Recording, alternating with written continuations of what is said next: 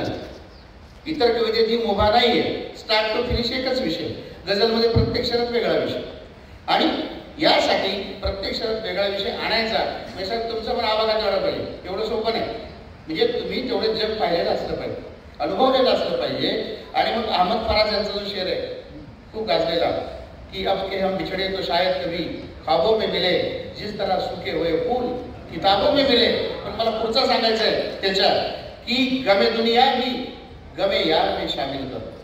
हे मला सांगायचं, आधीच सांगायचं कि गमे दुनिया भी गमे यार में शामिल कर लो, नशा बढ़ता है शराबे जो शराब में.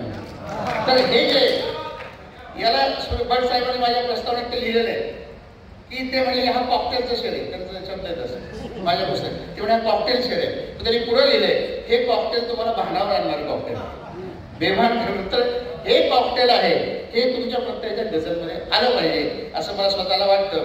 म्हणून एकच एक विषय, एकच एक पद्धत असं आपलं ब्रँडिंग होऊ नये असं मला वाटतं. गझलकारा भटांचं पण भटांच्या एकाच गझलमध्ये तुम्हाला 7 वेगवेगळे मूळची शेर दिसतात, बरोबर की.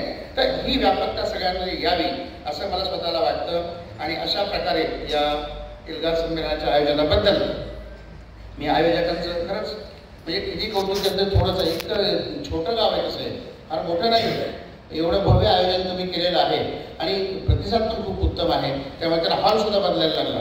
आधीचा हॉल वेगळा होता, हा नवीन. पण बघा ना, हा हॉल सुद्धा जवळ बसलेला. मी तुमच्या जुन्या हॉलमध्ये नसते बसले, उभे राहिले असते.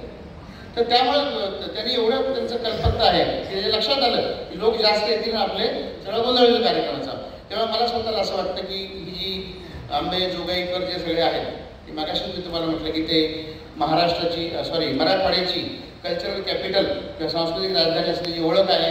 ती ओळख या संमेलनामुळे आणखी बळकट होईल आणि जास्त दूरपर्यंत पोहोचेल अशी मला अपेक्षा आहे. माझ्या आपल्या सर्वांना मनपूर्वक शुभेच्छा आहेत. धन्यवाद.